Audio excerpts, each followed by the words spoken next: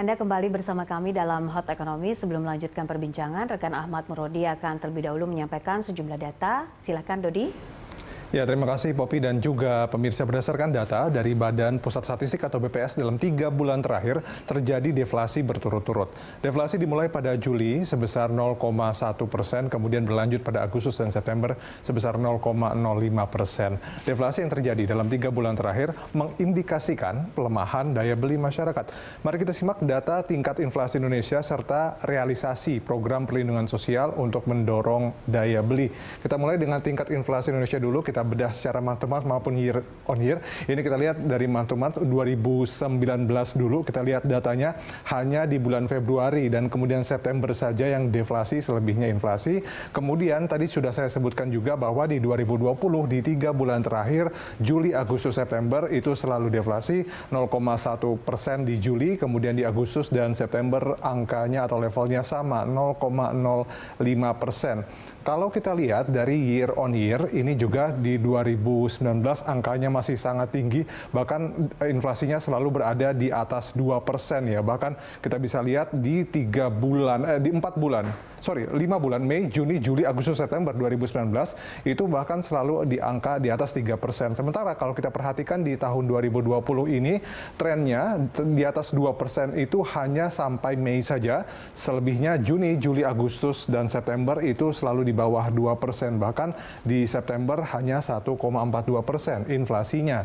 Selanjutnya kita lihat inflasi menurut kelompok pengeluaran, ini untuk September 2020 secara month to month maupun year on year. Nah, kalau kita perhatikan secara year on year misalnya, ini untuk transportasi dan kemudian informasi, komunikasi, dan jasa keuangan itu deflasi, sementara yang lain masih inflasi meskipun sangat sedikit atau tipis angkanya, makanan, minuman, dan tembakau 1,78% dan sebagainya.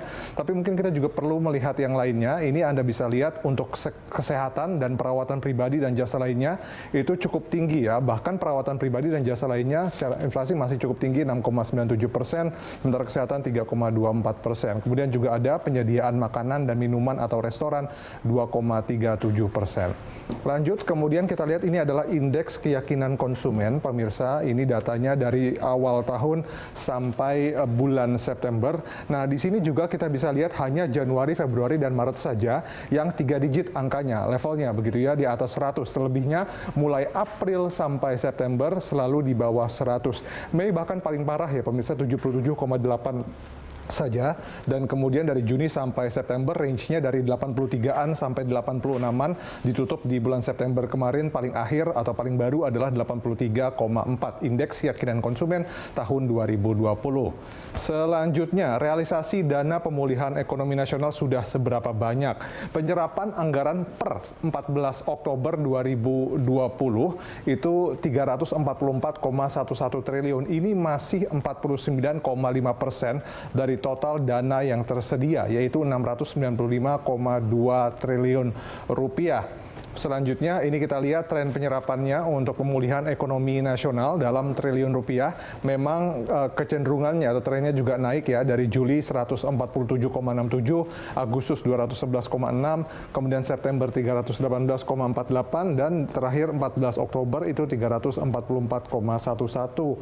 Nah, ini selanjutnya kita lihat realisasinya atau bansos atau bantuan pemerintah per 30 September 2020 sudah kemana saja. Penyaluran PKH 10 juta, KPM, kemudian kartu sembako 19,4 juta, bantuan sembako Jabodetabek saja 1,9 juta. Kemudian yang bansos tunai non Jabodetabek itu 9,2 juta. Kemudian bantuan tunai peserta sembako non PKH 9 juta KPM, bantuan beras peserta PKH 2 juta KPM, bantuan usaha mikro 9,1 juta penerima, bantuan upah 10,7 juta penerima, kemudian kartu prakerja 5,5 juta penerima, sementara BLT dana desa 7,6 juta penerima.